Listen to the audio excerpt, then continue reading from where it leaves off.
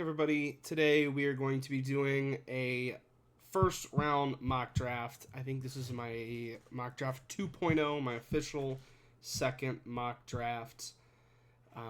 Just finished up doing all of the AFC 7 round mock drafts, so I figured why not halfway through let's get a first round mock draft in here. A lot has changed since I last did a mocks. I'm really narrowing down on my top 50, top 100 boards, and I'm getting really into it. Excited for this today. Before we start, make sure to like the video and subscribe if you're interested in plenty of draft content leading up to the draft here in a few weeks. Let's kick it off with the first overall pick. Nothing has changed here. Sorry, any Raiders fans out there. Fernando Mendoza, pretty easy, cut dry. Really nothing to discuss about it, honestly. I guess this is a good point to mention. This is a what I would do mock draft. These are the picks I would make based on my personal opinions, rankings, ratings of players. Not a predictive mock draft. So just keep that in mind throughout. With that being said, here at pick number 2, this is fairly easy for me. If I'm the Jets, I'm picking Ruben Bain and I'm figuring it out. I know they don't necessarily have to get an edge. I know there are some concerns about his size, whether he might be a tweener or he's not athletic enough to play outside linebacker in the 3-4 system. I don't take too much weight to those because I just think he's phenomenal. I've spoken plenty on Ruben Bain, so I don't need to go too much past that. I want to spend some more time on other picks, but he's going to be the best player in this class for me. I think he's sensational. If I'm the Jets, I pick a blue chip player here, number 2, and figure it out. If I am the Cardinals, I honestly see 2 options. Arvell Reese or a trade back. Now, the popular trade back spot tends to be Kansas City at 9. Because do they want to come up and get an Arvell Reese? Do they want to come up and get a Sonny Styles? I know a lot of the time Ruben Bain is there, so do they want to come up and get one of those guys? Maybe a David Bailey. I don't think I'm going to do that. I know that the Cardinals need offensive line, but I think they should be able to get a piece at the beginning of the first round or the second round, and maybe they're a trade up candidate to maybe jump ahead of the Patriots here or jump ahead of the Dolphins there to try to get offensive line piece. But I think it's hard to pass up on Arvell Reese. I think he's a phenomenal athlete. He's got really strong and powerful hands when rushing off the edge. He QB spies extremely well. His ability to react and trigger on quarterbacks in the spy game is good. I think he could play both positions, but I think long term he does have a future as an edge rusher. I think he's well worth the first overall pick. I know a lot of people like to say, a guy in 2 houses doesn't have a home. Is that what it is? I'm butchering that. I'm sure I'm butchering that. But, you get concerned of, he might play a little bit of linebacker and a little bit of edge, but he's not really great at either. I don't have those concerns about him. I think he's a day 1 starter at linebacker with the potential to become a fantastic every down edge player. If I'm the Cardinals, can't pass up on that. Here at pick 4 for the Titans. This is a tough one. I know a lot of people keep having Jeremiah Love going here, and I don't hate it. The Genty situation scares me a little bit. I think there's a bit of revisionist history. Going into last season, the Raiders' offensive line wasn't viewed as an atrocious unit.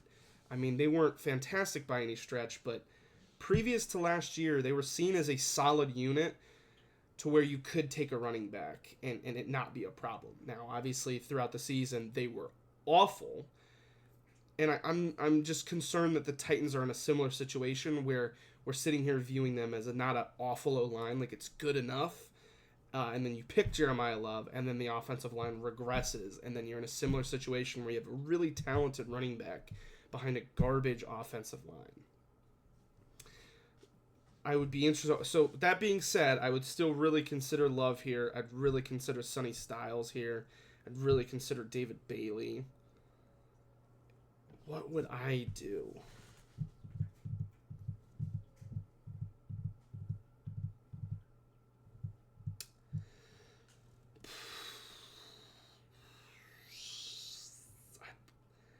I know I just gave a spiel about how it could be sketchy, but I'd probably still pick Jeremiah Love. I think he's just that dynamic.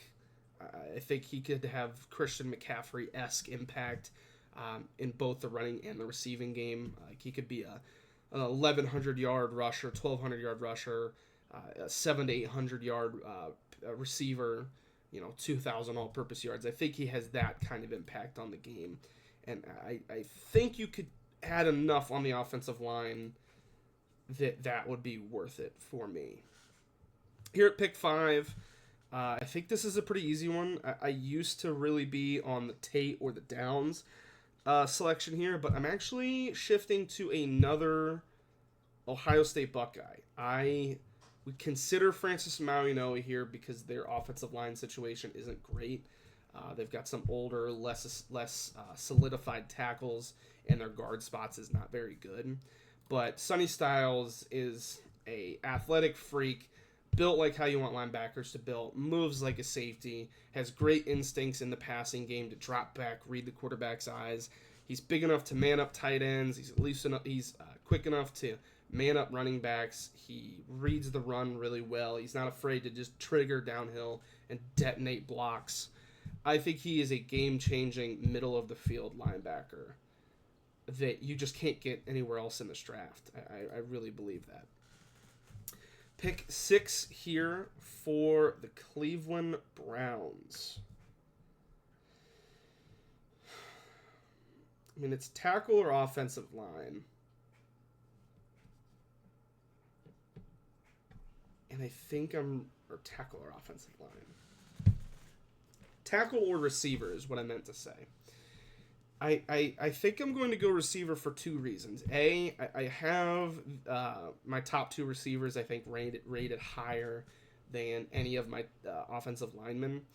And I just believe that offensive line is deep enough to where pick 24, you're probably going to be able to get one of Lomu, Ihanacher, Proctor, or maybe Blake Miller. I think you'd be able to get some of those guys at pick 24. And I think the receivers at pick 24 will be a bit of a drop-off compared to my top guys. And my top receiver is Carnell Tate. Really sure-handed. Proved that over multiple seasons. He's got big mitts, catches the ball, tracks the deep ball really well. I love his body control, his ability to contort himself and always be under control when high pointing a ball, when attacking the ball at the catch point. He's just able to manipulate his body so well to out leverage the defender. Like I say, he's always in control. It's never out of control or erratic. He's just that is the word I would describe him most as. He's always in control. I think his play speed's better than what we saw at the combine. I think he's a phenomenal player. I know a lot of people say, oh, he's just a number 2. He's just a number 2. I think his floor is a number 2 receiver. I think he really has the upside to be a 1,200 reception, that'd be insane, receiving yard player as a number 1 receiver on an offense. I think he would complement who they have in that receiver room very well. That's why I would take him here at 6. Pick 7. This is another interesting Caleb Downs spot. I think I might lean David Bailey in this situation. I know they've signed a few guys in the offseason, but I think David Bailey really provides that juice that they're lacking in that defense. I'd also be interested in Mekhi Lemon or Skylar Bell here. Jordan Tyson's injuries just worry me a little bit. I think I'm going to go Bailey, though. Just elite first step. I think he plays the run well enough to where he could be a 3-down player. Just super athletic. I think he has pass rush ability or pass rush moves in him. He just needs to more consistently hit them on a down-to-down basis. but his first step is elite level. Pick 8 for the New Orleans Saints. I want to go receiver. I just don't know that Lemon or Skylar Bell, who are my next two receivers, really fit with the kind of receiving lack of like the receivers that they're lacking in the skill sets. I don't know that I really love any of these edge players here.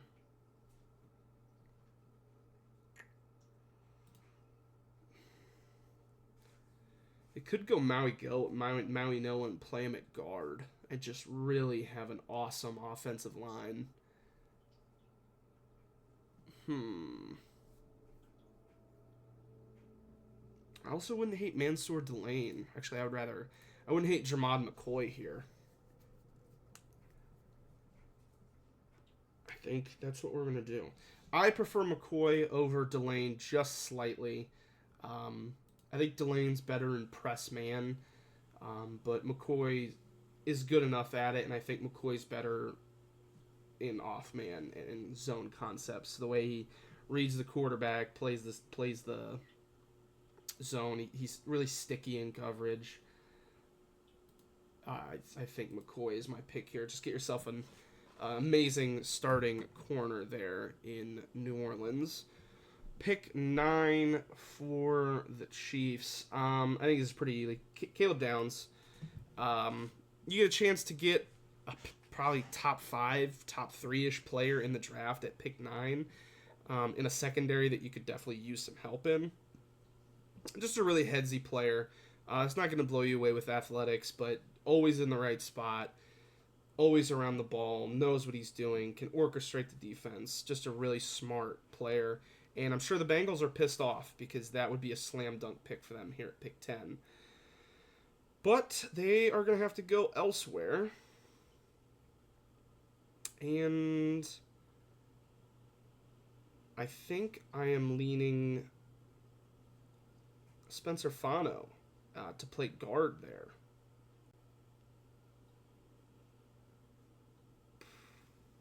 Dax Hill hasn't been a bad cornerback after the transition. Oh, Dylan Thieneman. Dylan Thieneman could be interesting here. Just a really rangy, awesome free safety. Just incredible instincts. Played at a high level of competition.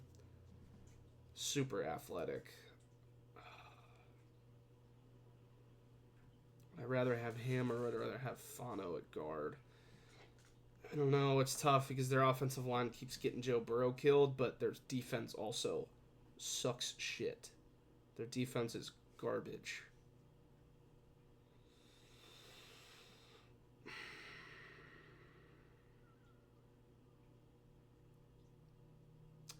I am going to roll Dylan Thieneman.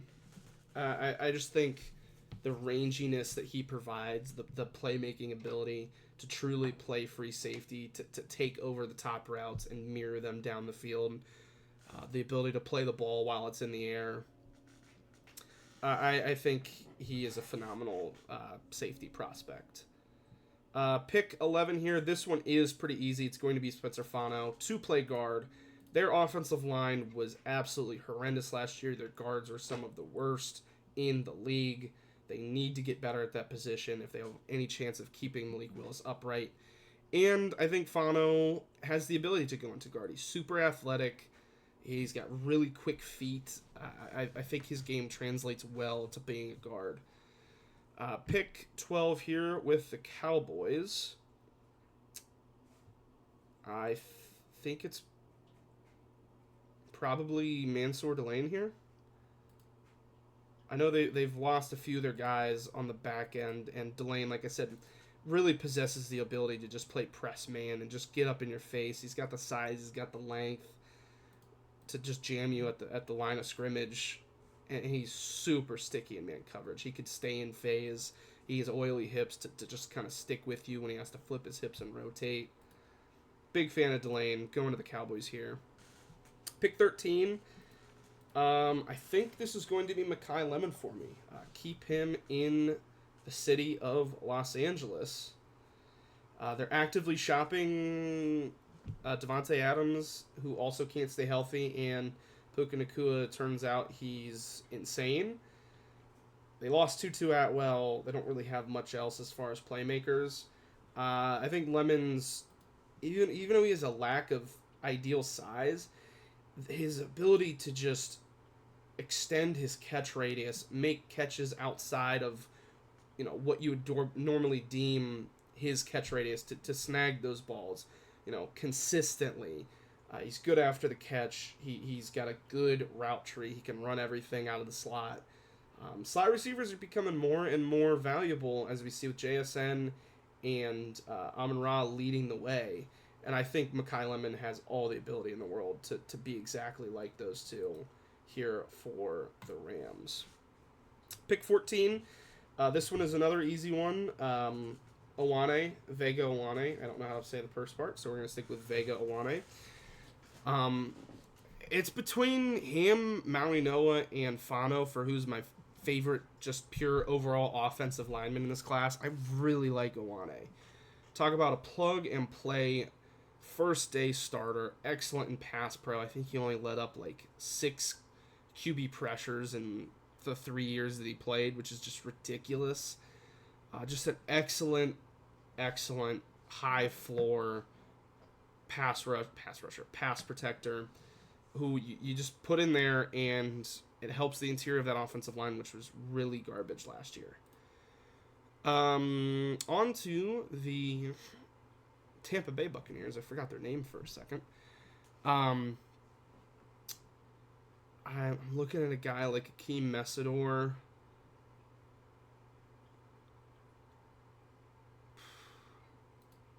They really need edge help.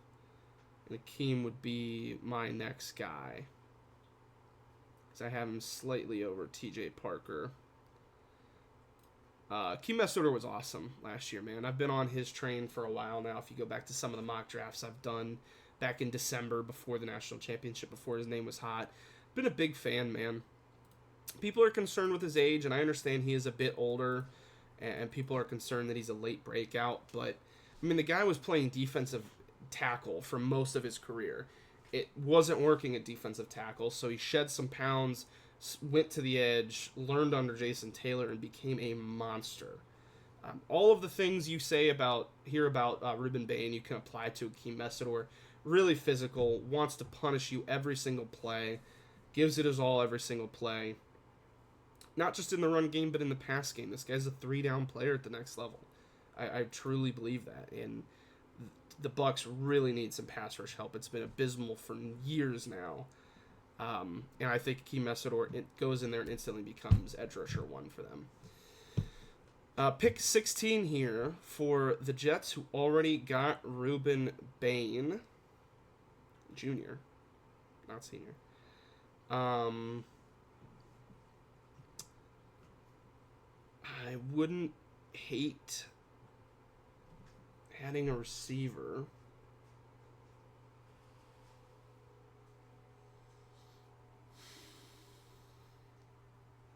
You don't really need interior. That's more of a luxury. Edge rusher. It's probably slightly early for Parker for me and Akis.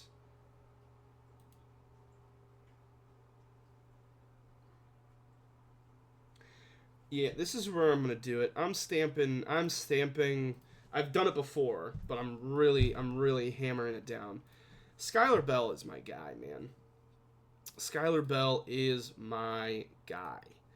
Played at UConn, multiple year starter. You can see the drop rate, only 4%. He's got really big hands. 2 years ago, the drop rate was 16%. I love that it dropped so much consistently over the year, because it shows he understood it was a problem, and he made a concerted effort to fix it. He's super elusive. He can tempo his routes. His routes aren't just one tempo. He can throttle down within a route. He can gas it up within a route. Keeps the corners guessing as to the pace of their play. So corners that aren't super sticky and oily in man coverage, they have trouble keeping up with him because he's just pacing himself so differently. He knows how to leverage that pace. He knows how to leverage corners at the top of his routes to get extra space, to get them off balance, to get them their hips turned the wrong way.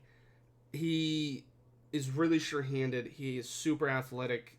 I think he could show even more vertical ability than he did at UConn. He's elusive after the catch. He's creative after the catch. I'm a big Skyler Bell fan.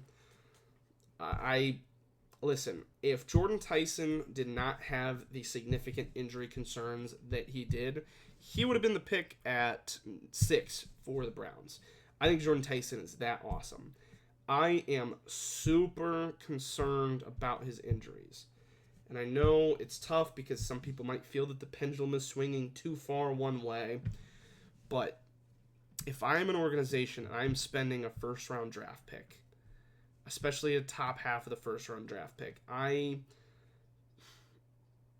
can't take a guy who just consistently has different nagging leg injuries. I just can't. It is just bad process in my mind. So, with that said, Skyler Bell, I'm stamping it. Pick 16, wide receiver 3 for me. Love Skyler Bell.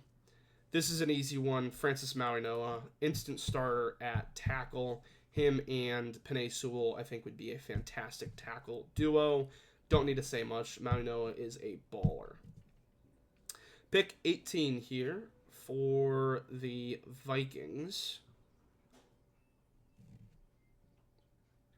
I know I just kind of shit on them, but this could be a Tyson spot because they have the luxury of he doesn't have to play right away. He's just going to be an eventual replacement for Jordan Addison, and him and Justin Jefferson together would be sensational, tantalizing. I would be interested in Cade McDonald here. I'd be interested in AJ Halsey, who I like better than Emmanuel McNeil-Warren. Omar Cooper Jr. here also would be very exciting. I know they'd be considering edge because they're having some problems with Jonathan Grenard and signing him to a long-term contract. I wouldn't put that at the top of their needs, especially because they probably can get a player with their second pick.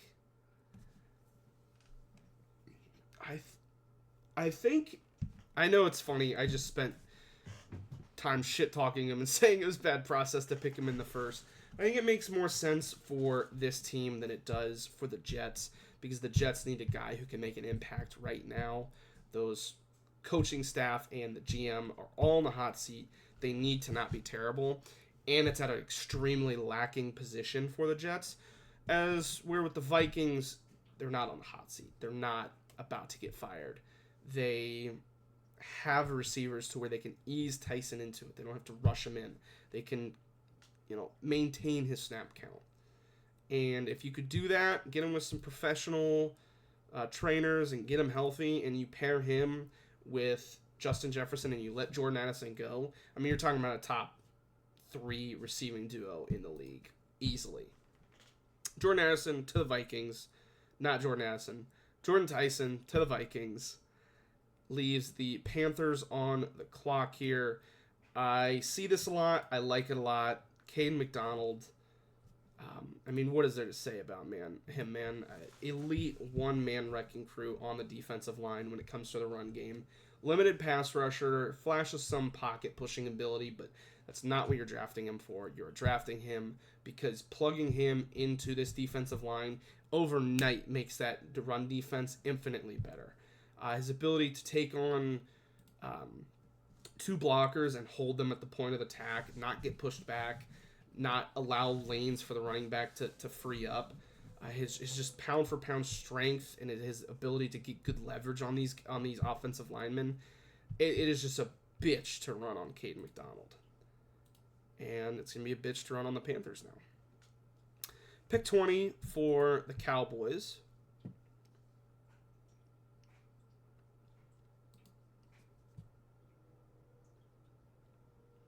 Could use some edge help.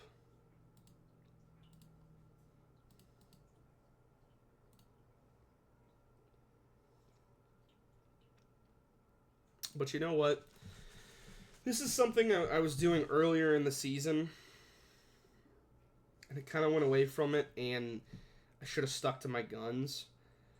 I don't think they are going to sign George Pickens to a long-term contract. I don't think they're going to pay him what he wants, and I think he is going to leave after this franchise tag.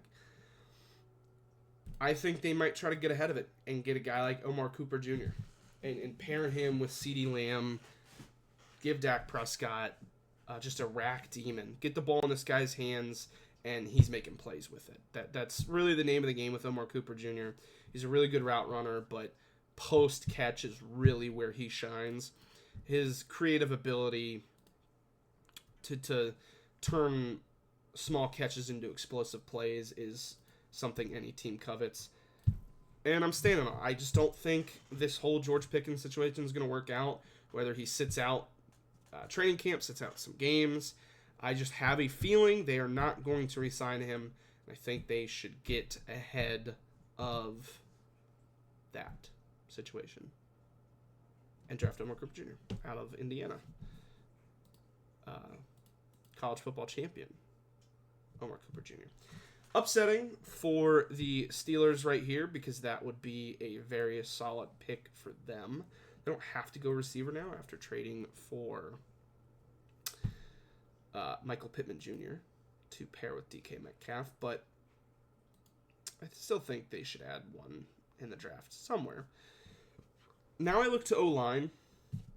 Broderick Jones has not been the player that they wanted him to be. He just hasn't developed on a track that is worth paying. They're probably just going to let him go. So with that being said, the left side of their offensive line is pretty lacking right now. I would love Owane for them if he gets there. I just don't think he's going to.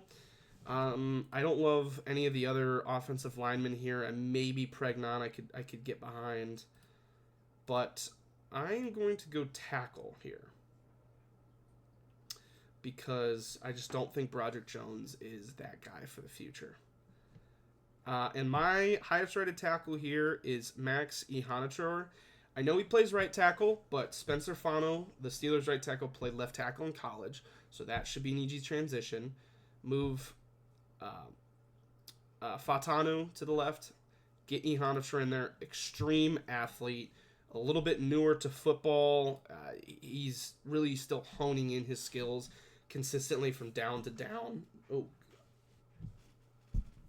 bam! We're leaving that in.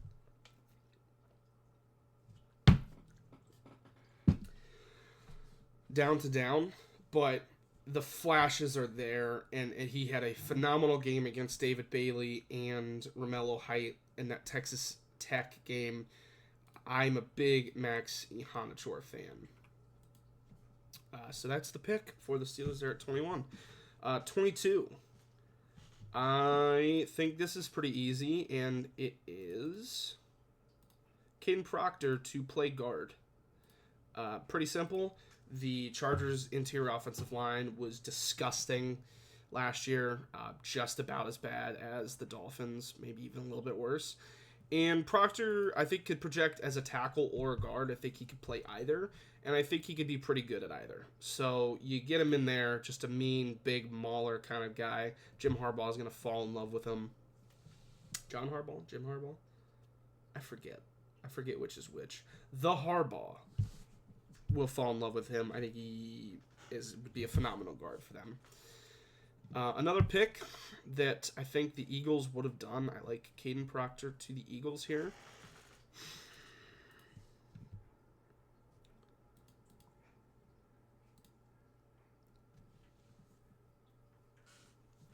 All right, this is an interesting one.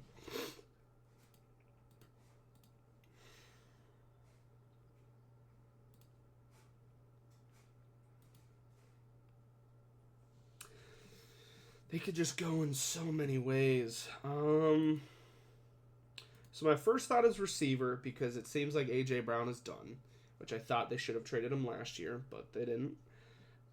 I don't love any of these receivers here. My next guys, Boston Concepcion and Jeremy Bernard. I don't love any of those at pick 23. Then I look to tackle, and I could get behind tackle here.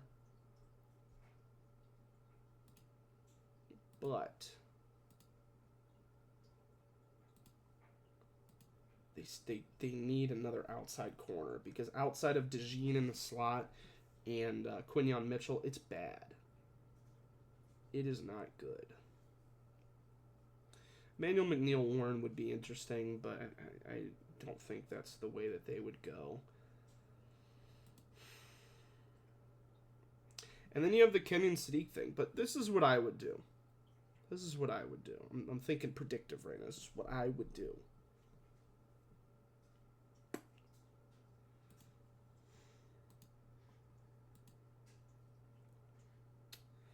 And honestly, I don't love what we've got going on here. I'm leaning Colton Hood. I think it might be a little early to take Colton Hood.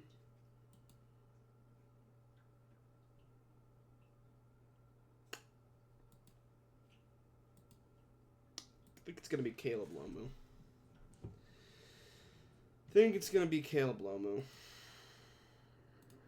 Younger prospect, but still has plenty of snaps under his belt. Really athletic. I think he's got the frame to put on some extra pounds to really boost that core and leg strength that he's going to need.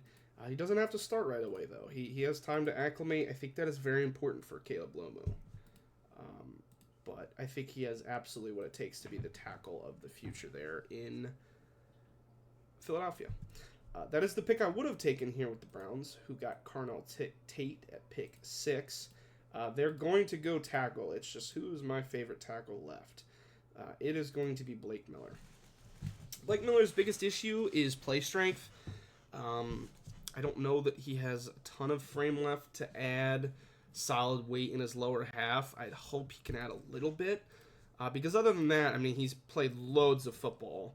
He's very sound technically. He's a very high floor player. Kind of what you see is what you get. But if he can just add a little bit more play strength, I think you've got a starting tackle for the next 10 years. He's certainly a 2-contract kind of guy, and the Browns need offensive line badly. Like I need air to breathe badly. So Blake Miller it is. Pick 25 to the Bears. I would think edge, and I would go TJ Parker. I think people have poo-pooed TJ Parker a little bit too much. I think pendulum has swung too far to where people are saying he's like a 3rd-round pick. I think that's ridiculous. I think he's a back end of the 1st, front end of the 2nd, kind of top 50 level of player. He's got ideal size for the edge, long arms, well-built frame. He's got good speed to power. Is his primary way he rushes the passer, getting those long arms up and just hoisting you backwards. I think he could even get a little bit stronger to make that more effective, and he's athletic enough to mix in other spin moves and cross chops and swim moves. Just getting a pass rush plan, I think, would go a long way for him, and not solely really relying on that speed to power, but he always has that to fall back on, and he I think, is more than capable of developing other aspects of his pass rushing game, and he's solid in the run game. I think he holds the point of attack well. He doesn't really get flushed out or just pancaked when the ball is ran towards him. He's solid and athletic enough as a backside to kind of track it down and make himself a part of the play. I think he is well worth the 25th pick here to the Bears. 26 with the Buffalo Bills.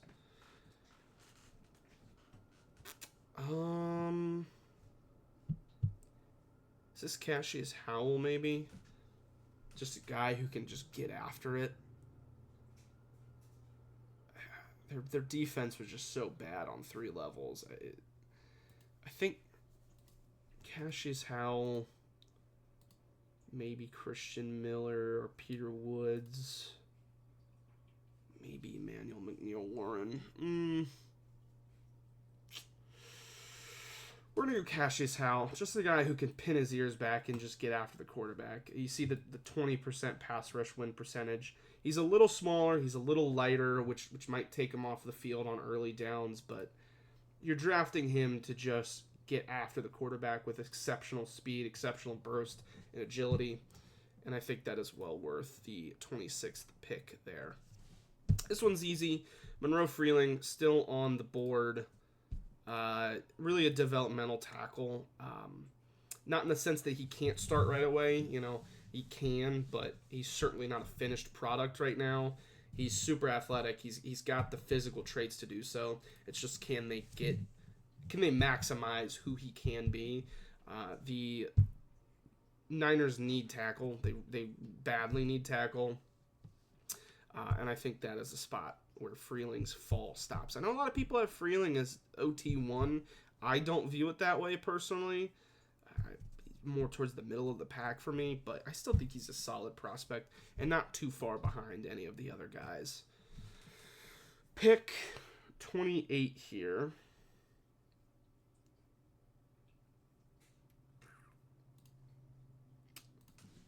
I think this is Peter Woods for me. I think this is where the Peter Woods conversation really starts, is the back end of the first, kind of similar to TJ Parker. I have Parker even higher than Peter Woods at this point. He's a little smaller. I don't love small defensive tackles. I did not like the Browns pick last year. I'm blanking on his name, out of Michigan. I'm a lot more comfortable with it here at 28 because of the draft range and specifically with the Texans. I think they could use a player like this. I think they know how to use a player with his ability and with his stature. Run game is a lot more shooting gaps and trying to make a play in the backfield as opposed to really holding the line and allowing others to make plays. He really just can't do that at all because he's just too light. So the plays he is going to make is going to be splash plays, shooting gaps, being quick, getting to the ball, getting off the ball quicker than the offensive lineman. And in pass rush, I think it's pretty much the same thing. He's going to win with elusiveness and speed. He's not really going to ever be able to forklift people back into the quarterback and really push the pocket. He's not super consistent with his pass rushing ability, but I think there's enough in there. I didn't watch any of the 2024 tape, but from everything I hear, it was certainly a lot better, and I just tend to believe that something funky was going on with Clemson this year. So I will take Peter Woods here at 28, leaving the Chiefs here at 29, who picked Caleb Downs with their first pick of the draft. They probably need to add to the defensive line. And when I say probably, I mean they have to. Right now I'm looking at like a Gabe Akis or Christian Miller or Zion Young are probably the guys I'd like to go with. But I like Akis better than I like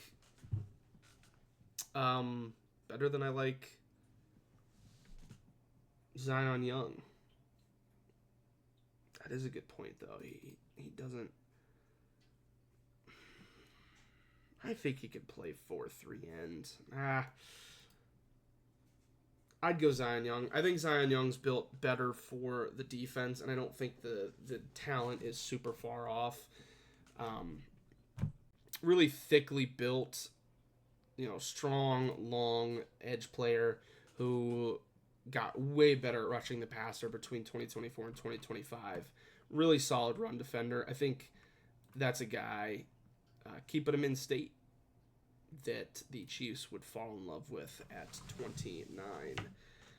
Dolphins got Spencer Fano to play guard for them at pick 11. Here at pick 30, I think this is Colton Hood for me.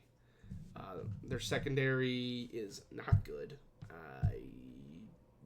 Not good is probably even too nice to say it.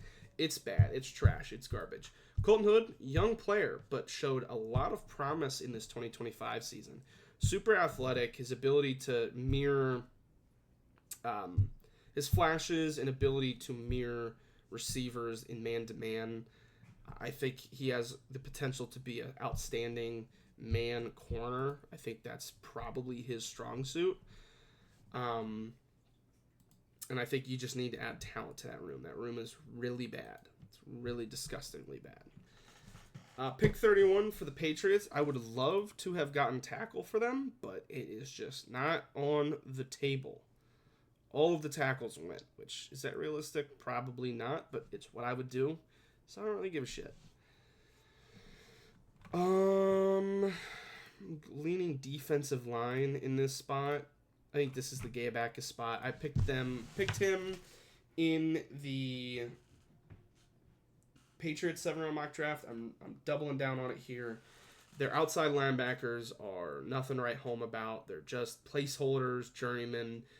Nothing stopping you from drafting a guy who I think can play 3 downs. I really think he is a 3-down outside linebacker in the NFL, and I think that's well worth the pick. Pick 32 here with the Seahawks. They would have loved to have gotten a hold of Colton Hood.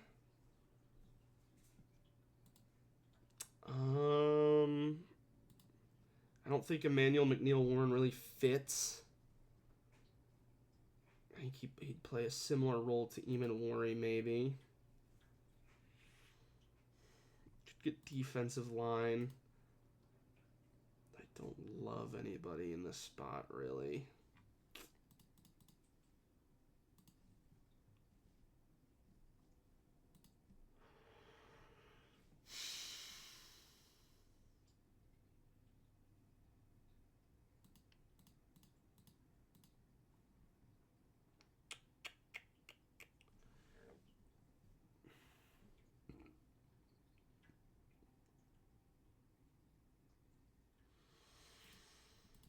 No.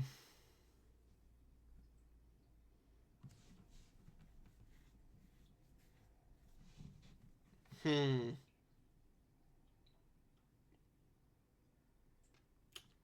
it Denzel Boston, maybe? Cooper Kupp's only getting older. He can't stay healthy. He's only got 2 years left on his contract. I know they have Jake Bobo and Torrey Horton. But I think Boston's skill set as an X-receiver, I really love how they said that he's really smooth. He's not just a down-the-field presence. He's not just a guy who can run slants and run go routes. He's really smooth and elusive, oily with the ball in his hands. Pairing him with JSN for the future might be a lot of fun, actually. I think that's what we're going to do. I think that's it. I've lost it, as always, per the usual. We're going to download that. And we're going to zoom out a little bit so we can take a look at the entire first round of the NFL mock draft. This is what I would do. I'm actually a big fan of how this came out. I would be a great GM. Oh my goodness, I'd be a great GM. Holy cow. Someone hire me. Vikings, hire me. I can do the job. This is proof I can do the job. Let me know what you guys think down below. Picks you love, picks you hate. Just any of your general thoughts about prospects, about teams' needs, about good fits. Anything you have, jot it down below. Like the video, subscribe if you're interested in more draft content. Pumping a bunch out here leading up to the draft in a few weeks. But that is all I have for you. I appreciate you guys watching. Have a good one.